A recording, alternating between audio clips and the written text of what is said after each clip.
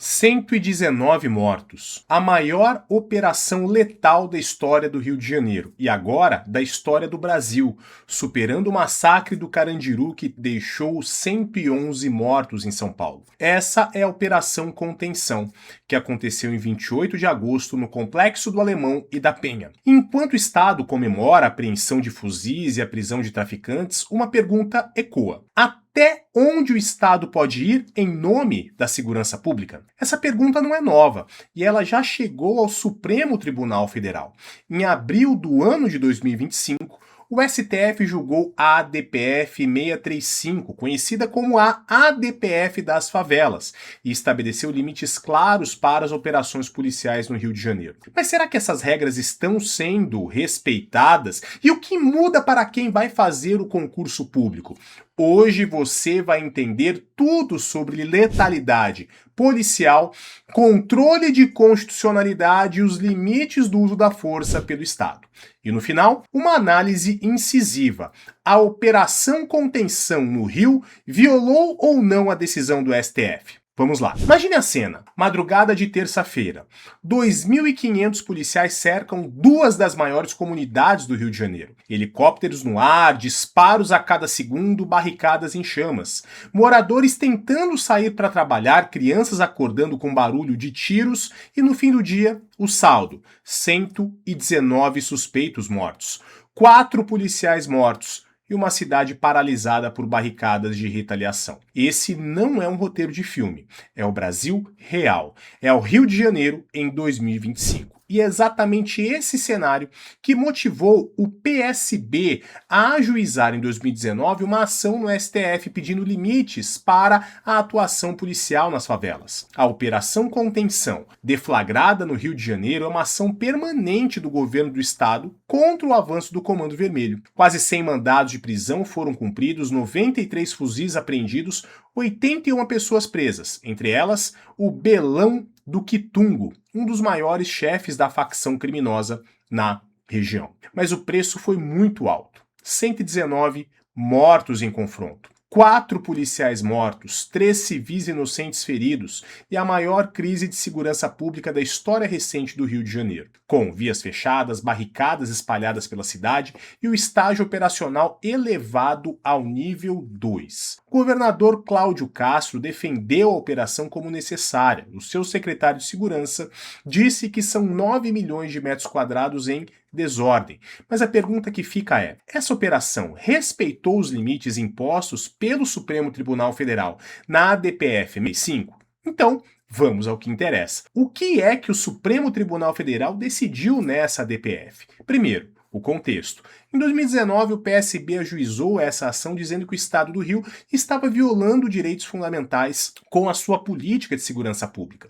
O argumento era simples: letalidade policial excessiva, especialmente nas favelas, ofendia o direito à vida, à dignidade, à segurança, à igualdade, à proteção prioritária de crianças e adolescentes. Em 2017, o Brasil já tinha sido condenado pela Corte Interamericana de Direitos Humanos no caso Favela Nova Brasília, por falhas em apurar e punir policiais que executaram civis e praticaram abusos sexuais ali. A DPF foi, então, uma forma de o Supremo Tribunal Federal tentar cumprir essa decisão internacional. Durante a pandemia, em 2020, o STF restringiu operações policiais nas comunidades a casos excepcionais. Em 2022, reconheceu um quadro de omissão estrutural do poder público e determinou que o Estado do Rio criasse um plano para reduzir a letalidade. Em abril de 2025, o julgamento foi retomado. E aqui vem um ponto histórico.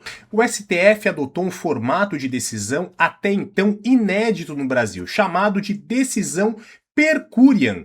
Isso significa que, em vez de cada ministro apresentar o seu voto individualmente, como é tradicional do Brasil, o tribunal apresentou um único voto conjunto, unificado, sem identificar o autor específico. É como se fosse a opinião da corte. Isso é muito comum nos Estados Unidos, mas foi a primeira vez em que no STF nós nos deparamos com isso. E por que eles fizeram isso? Pela complexidade, pela sensibilidade do tema. O objetivo era passar uma imagem clara e institucional. Segurança pública é prioridade nacional. E o STF quis demonstrar unidade. Mas O que foi que o STF decidiu nessa ADPF? Primeiro, o STF não reconheceu o estado de coisas inconstitucional. Por quê? Porque entendeu que o Estado do Rio já estava comprometido com a redução dessas violações e que as medidas estruturais estavam em curso. Isso é importante. O STF não declarou a falência institucional do Rio de Janeiro, mas manteve o monitoramento.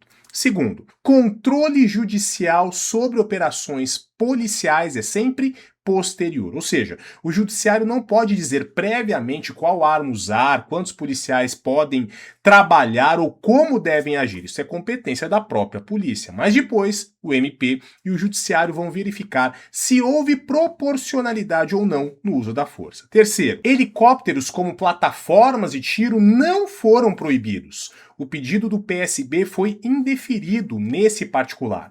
A corte entendeu que cabe às forças policiais avaliar a proporcionalidade do uso da força, inclusive com aeronaves, mas sempre com controle posterior. Quarto, a investigação dos crimes dolosos contra a vida envolvendo policiais passa a ser de quem? Do Ministério Público, que deve ser imediatamente comunicado e manter plantão permanente, o que fortalece a independência das investigações. Quinto, câmeras obrigatórias em viaturas da Polícia Militar e da Polícia Civil e nos uniformes da Polícia Civil durante as operações ostensivas.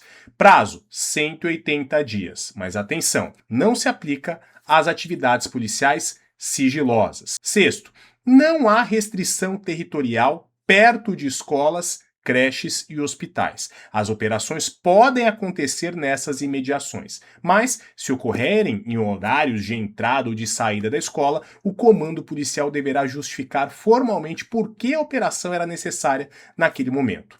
Sétimo, ambulâncias obrigatórias em operações planejadas de alto risco. A Lei Estadual 7.385 de 2016 já previa isso, mas isso não era cumprido. Então o Supremo determinou a regulamentação e a aplicação em 180 dias a partir daquela decisão. Oitavo, não percam as contas, assistência obrigatória à saúde mental dos policiais, especialmente quando houver envolvimento em incidente crítico. E deve haver um parâmetro para avaliação do afastamento preventivo quando houver letalidade específica. Nono, plano de reocupação territorial. O Estado deve elaborar e executar um plano para recuperar as áreas dominadas por organizações criminosas, com recursos federais, estaduais e municipais, inclusive de emendas impositivas. Décimo, a Polícia Federal deve instaurar inquéritos sobre crimes de repercussão interestadual ou internacional relacionados com organizações criminosas no Rio, com o reforço orçamentário da União. Ou seja, tráfico internacional, lavagem de dinheiro, milícias, tudo isso será de competência de investigação da Polícia Federal. Agora, vamos ao ponto central. A Operação Contenção, no Alemão e na Penha, respeitou ou não esses parâmetros do STF? Vamos analisar ponto por ponto. Primeiro critério: controle judicial posterior e proporcionalidade no uso da força. O STF deixou claro que não cabe ao judiciário definir previamente como uma operação será conduzida. Isso é competência técnica da polícia, mas o controle posterior é obrigatório. E aqui surgem questões fundamentais. 119 mortos em confronto é compatível com o princípio da proporcionalidade? Lembre-se, a proporcionalidade exige 3 elementos: adequação, necessidade e proporcionalidade em sentido estrito. A operação foi adequada ao fim de cumprir os mandados e combater o crime organizado? Sim. Foi necessário, ou seja, havia algum meio menos gravoso, e aqui é que começa a dúvida. 119 mortes sugerem um nível de confronto que precisa ser avaliado caso a caso. Cada morte precisa ser investigada individualmente pelo Ministério Público para verificar se houve legítima defesa, se houve rendição ignorada, se houve uma execução sumária e, quanto à proporcionalidade em sentido estrito, o benefício da operação supera os danos causados? 93 fuzis apreendidos, 81 presos, chefes do tráfico capturados, mas 119 mortos, 4 policiais mortos e 3 civis feridos. além de uma cidade paralisada? A resposta não é tão simples. E é exatamente por isso que o STF exige um controle posterior rigoroso. Segundo critério, comunicação imediata ao Ministério Público e plantão permanente. O STF, na ADPF, determinou que sempre que houver suspeita de envolvimento de agentes de segurança em crime doloso contra a vida, o MP deve ser comunicado imediatamente e pode, inclusive, estabelecer um comparecimento de um promotor ao local dos fatos. Além disso, deve haver um membro do MP em regime de plantão para atender a esses casos. Terceiro critério, câmeras em viaturas e uniformes. O STF determinou a instalação de câmeras em viaturas da Polícia Militar e da Polícia Civil do Rio de Janeiro e nos uniformes dos agentes da Polícia Civil durante essas operações. O prazo determinado era de 180 dias a partir de abril de 2025, ou seja, o prazo ainda não expirou. Portanto, tecnicamente, não houve uma violação a esse ponto. Quarto critério, presença de ambulâncias em operações planejadas de alto risco. O STF determinou a presença obrigatória de ambulâncias nessas operações previamente planejadas com risco de conflito armado, em cumprimento à Lei Estadual 7.385 de 2016. A ambulância pode permanecer no local mais próximo possível em segurança, mas ela deve estar presente. Quinto critério, justificativa formal quando a operação ocorrer próximo a escolas e horários sensíveis. O STF não proibiu operações perto de escolas, mas exigiu um rigor maior e uma justificativa formal quando a ação ocorrer em horário de entrada ou de saída escolar. A operação começou de madrugada, mas se estendeu ao longo do dia. O MP então deverá apurar se havia escolas ou creches na área da operação e a justificativa formal apresentada pelo comando policial. Sexto critério, relatórios detalhados ao fim da operação e preservação do local do crime. O STF determinou que as operações sejam registradas em relatórios detalhados para garantir a transparência e o controle. Além disso, e atenção para isso, os locais dos crimes deveriam ser preservados com comunicação imediata ao Ministério Público e as perícias deveriam documentar as provas por meio de fotografias, respeitando-se a cadeia de custódia. 119 mortos geram 119 locais de crime. Será que todos foram preservados? Será que todas as perícias foram realizadas com autonomia técnica e todas as evidências foram fotografadas e armazenadas em um sistema eletrônico, respeitada a cadeia de custódia? Essas são questões que só o MP e a Defensoria Pública poderão responder nos próximos dias, à medida em que tiverem acesso aos autos. Se houve contaminação da cena de cada crime, se houve remoção de corpos antes da perícia, se houve falta de registro fotográfico, haverá, com toda certeza, ofensa à decisão do STF. Sétimo critério, planejamento e necessidade da operação. O STF não proibiu as operações, mas exigiu que sempre que possível elas sejam planejadas. A operação contenção foi planejada, isso é positivo, mas o planejamento, pergunto, incluiu medidas para redução de danos? Incluiu estratégias de rendição para minimizar os riscos a civis? O secretário de Segurança Pública afirmou que a operação foi desenhada com antecedência e com inteligência. Oitavo critério, o uso de helicópteros como plataforma de tiro. O STF não proibiu o uso de helicópteros como plataforma de tiro, mas deixou a avaliação da proporcionalidade do uso da força dessas forças policiais para o controle judicial posterior. Se os helicópteros dispararam, será necessário verificar se havia risco iminente à vida dos policiais ali implicados, se havia civis na linha de tiro, se o disparo era realmente a única opção. Então, a operação contenção no Alemão e na Penha violou ou não a ADPF 635? E a resposta honesta é: depende. E essa dependência está justamente no controle ministerial e judicial posterior que o STF estabeleceu como grande pilar dessa decisão.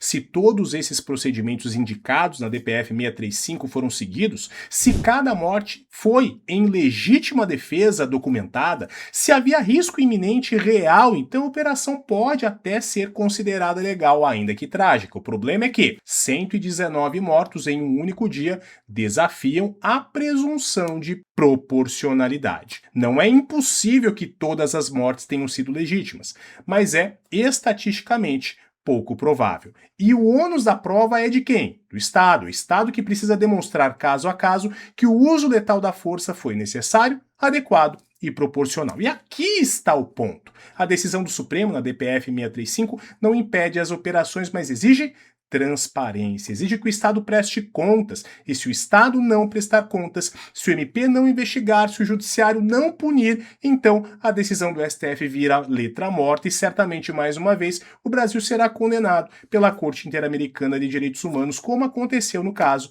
Favela Nova Brasil. A DPF 635, portanto, é uma das mais importantes decisões do STF nos últimos anos. Ela tenta conciliar o inconciliável, o dever do Estado de garantir a segurança pública com o dever do Estado de respeitar o direito à vida, e faz isso não proibindo a ação policial, mas exigindo que ela seja proporcional, transparente e sujeita a controle. A DPF não resolveu o problema da segurança pública no Rio de Janeiro, mas estabeleceu as regras do jogo. E se você chegou até aqui, comenta o que você achou dessa análise. Você considera que essa operação violou a decisão do Supremo Tribunal Federal? Deixa o like se esse conteúdo ajudou você a entender melhor o tema e compartilhe com quem estuda para concursos, porque esse tema vai aparecer na sua prova. Aproveite e se inscreva no canal e ative as nossas notificações. Diga aí também qual outro tema você quer que nós, professores de estratégia, tratemos com você aqui no nosso canal. Nós nos vemos no próximo vídeo. Eu sou o professor Gustavo Cordeiro, promotor de justiça em São Paulo e professor do Estratégia Carreiras Jurídicas. Deixo a você um forte abraço, fique com Deus e ad sumos.